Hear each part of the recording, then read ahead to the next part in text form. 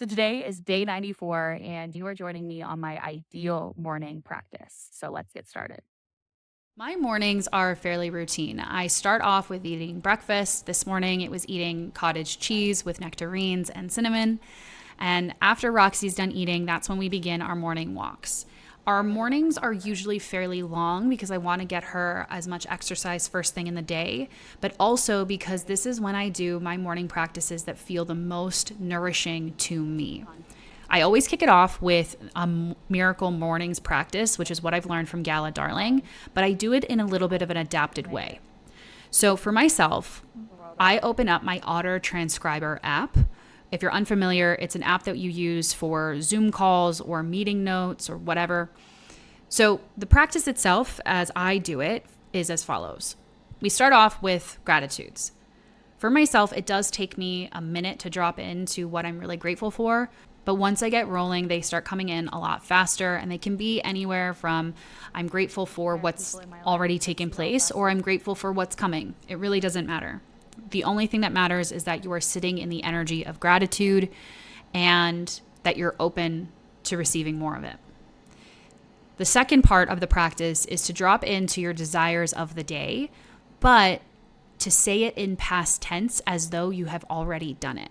This has been really cool because it has allowed me to start realizing when I have all of these great ambitions for the day, but I actually don't have any intention in seeing them completed. Over time, what I've been able to do is start fine-tuning my language and creating a deeper sense of trust within myself because I'm actually doing the things that I said I desired to do. So this morning, I said I desired to work out. I desired to send out some emails, and I've already done those things. And so it's super supportive for me to keep saying them in the past tense and feeling into whether or not they're really true and that there's an energy and intention behind truly having them done. The final part of the Magical Mornings practice is to have some future desires. This practice has been the most confronting to me because I've also realized how little I have been dreaming for myself. At some point in my journey, I stopped having bigger ambitions. I stopped daydreaming. I stopped imagining. And I kind of demonized the whole fantasy process. But this part of the practice has started to aliven and reawaken that within myself.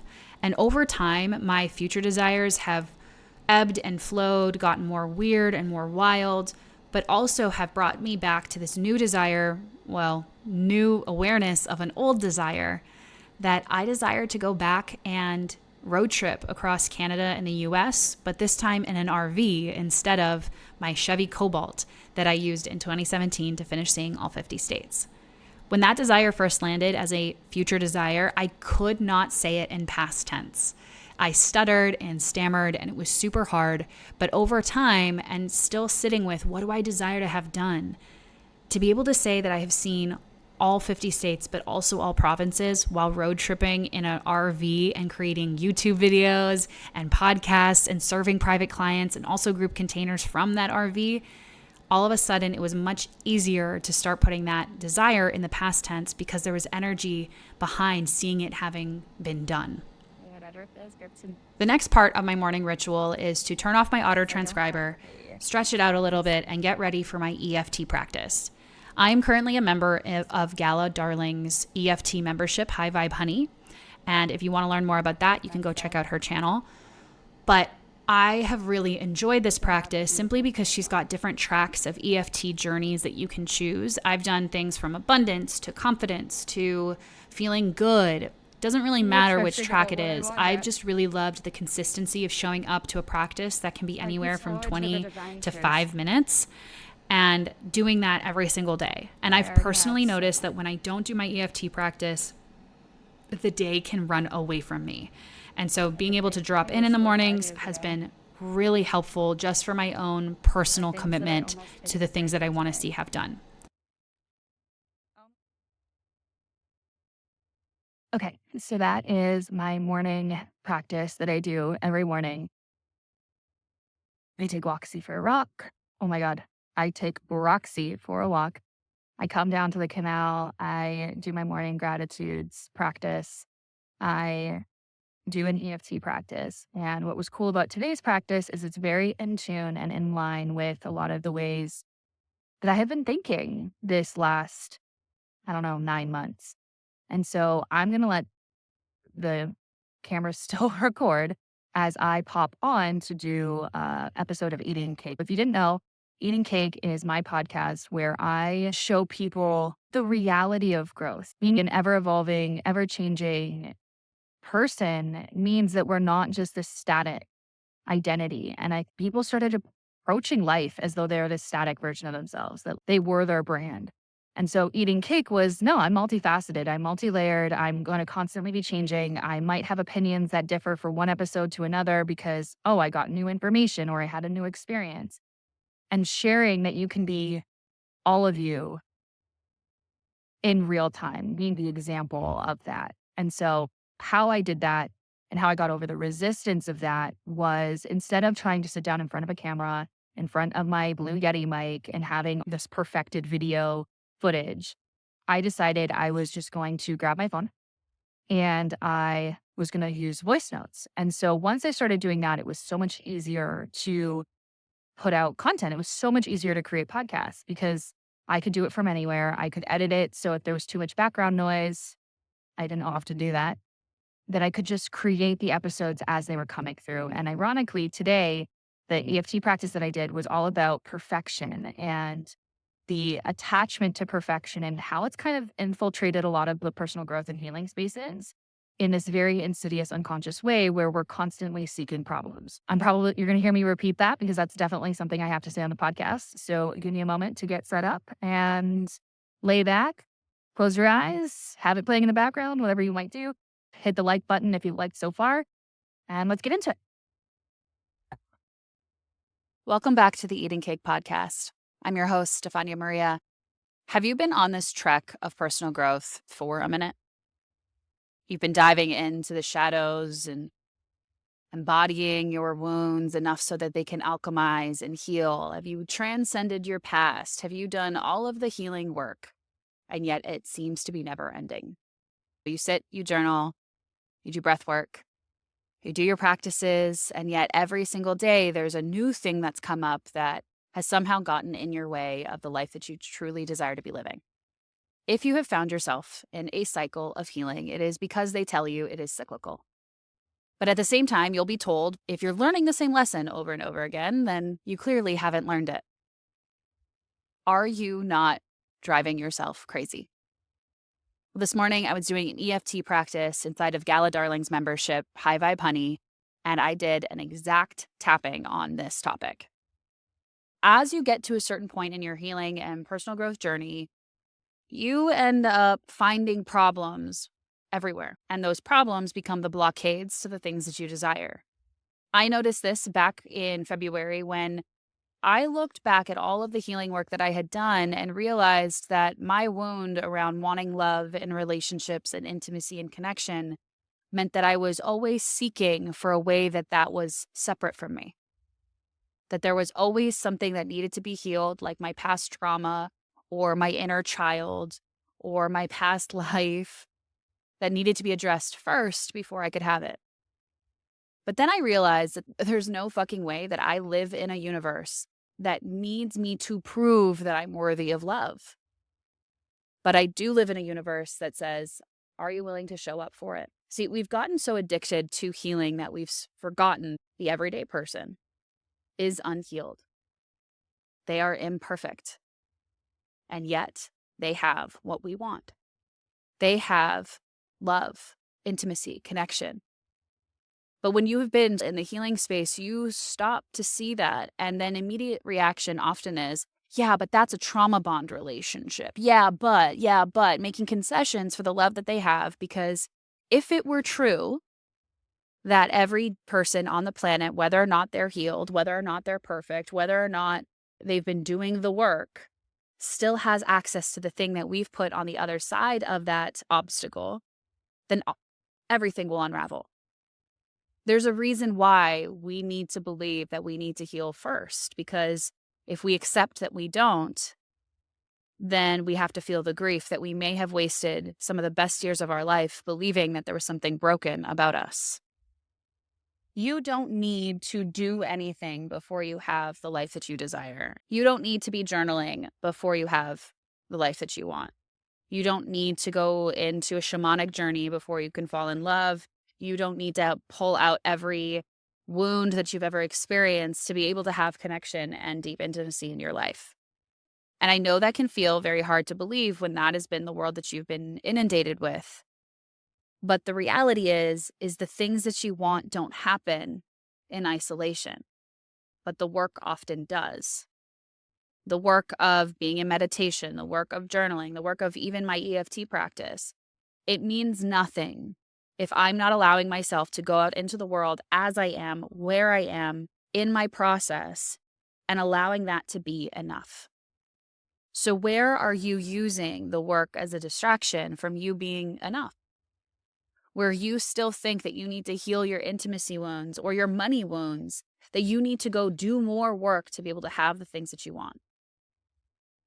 In my private containers, I am here to have you live more life and address what happens in life that has you feel less than worthy, less accepting of the whole ass version of you that gets to sit at the fucking table. It's actually funny that I'm reclaiming that statement because my biggest wounds are related to a conversation with an ex-boss who said that I did not deserve to walk my ass to a seat it didn't belong. And I believed him. Because I believed him, I believed that I needed to make myself worthy. But now I'm very clear that I get to sit my ass in whatever seat I have access to. If I have access to something, it is 100% mine to have, regardless of how healed or evolved or grown I become. The option is whether or not I will sit down at it.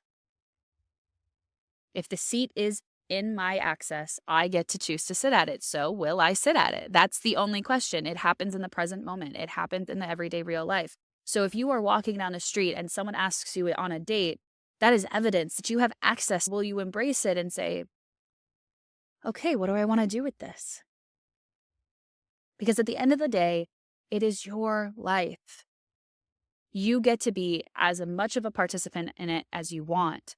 I'm encouraging you to participate even though you're not perfect, even though you're not fully healed, even though you're not fully evolved, because the assumption that you ever will be is a lie. And so I'd much rather you get excited about showing up to a life that you want and learning how to do that than trying to go down these pathways that have you cyclically burned out because there's always something to address. There's always something to fix about you. There's nothing to fix. You could go your whole fucking life unhealed.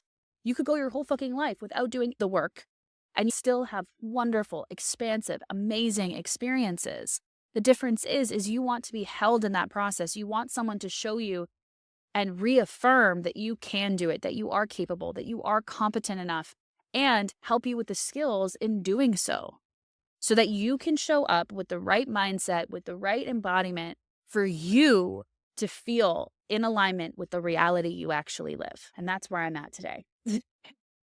So if you've liked today's episode, I would love for you to send me a message over on Instagram at Stefania Maria with 2 A's at the end. Don't worry if you don't know how to spell that, because that will also be linked in the show notes along with some extra goodies so that you can evolve in the way that you want to evolve, not because you're imperfect, but because it'll allow you to learn a skill that you have not yet practiced in everyday real life. Until next time, if you've got cake, we'll eat it. So when I make podcast episodes, a lot of the time it's just me rambling. And then I go into edit and then adjust from there.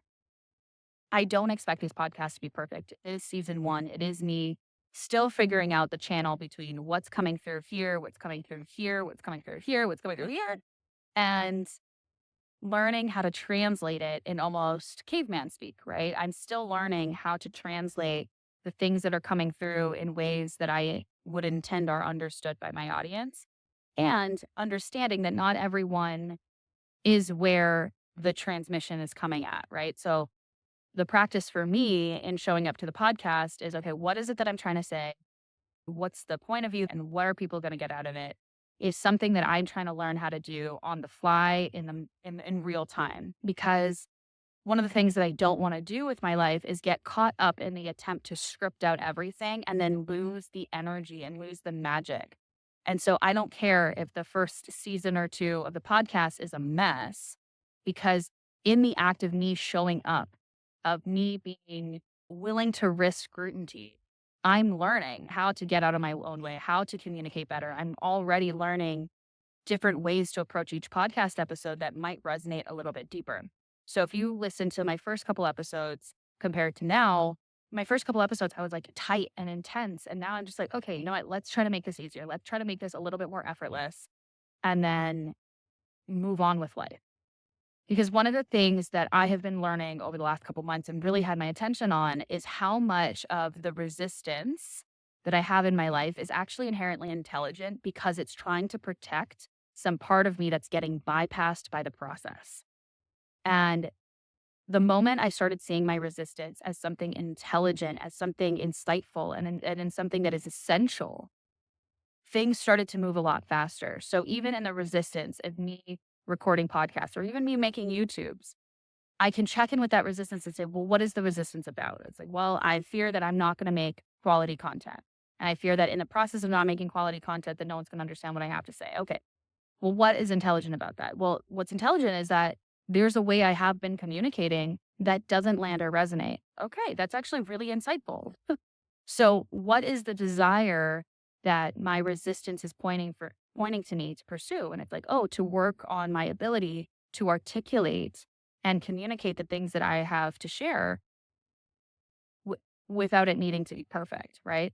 So you can go through every layer of resistance and see like what's the intelligence of that resistance and start to pull out some real gems. And if that's something that you would like assistance in doing, definitely come in to work with me. My one-on-one containers are opening up back up. And if by the time you're watching this, there is a wait list, don't worry about it. Like we'll figure it out from there. But definitely book a call with me because these resistances, when we're constantly bypassing them, it's no different than constantly seeking this, like, I need to be healed before, versus these are supplementary practices. These are enhancing practices. And that's really the direction I want to take my life is that there's nothing wrong with you. You could be unhealed. You could be awful. You could actually be a shit person and still have this beautiful life. The difference is the work that we do together isn't really work, it's living. And so we want to make sure that you're living a life that you can go to bed satisfied for having done. And every single day feeling like you are optimally operating in alignment with yourself. Particularly because when we're doing growth work and we're being led down these paths, we can get stuck in the paths other people have walked and not discern for ourselves of like, well, wait a minute, what's my path here? What's important for me? What do I need to be looking at? And so a lot of my private work is you led, right? It's what is coming up in your life that you want to make sure runs so fucking well that at the end of this life, you can say, I lived 1,000 lives and I'm proud of every single one of them. And I regret nothing and I would do it all over. If that's you, if you are ready, willing, wanting to show up to your life as your full ass self, no parts compartmentalized, no parts separated, no parts broken, no parts fearful, but all parts of you, then let's talk. Okay? I'll talk to you guys later.